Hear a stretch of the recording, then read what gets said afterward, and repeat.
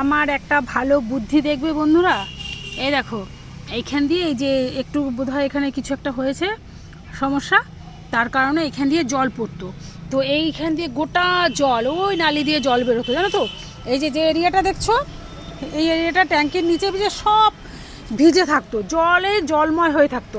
তো আমি করেছি কি, একটা থানকুনি লাগিয়েছি, দেখো থানকুনি বসিয়েছি একটা মাটির পাত্রে। আর থানকুনি তো জলেই ভালো হয়, দেখো না পুকুরের ধারে থানকুনিগুলো কি সুন্দর বড় বড় পাতা হয়। তো আমি একটা এরকম দিয়ে দিয়েছি, দেখো এখান থেকে এই যে এরকম একটা কাপড় দিয়ে দিয়েছি, সুতির কাপড়, এটা দিয়ে এরকম করে রেখেছি।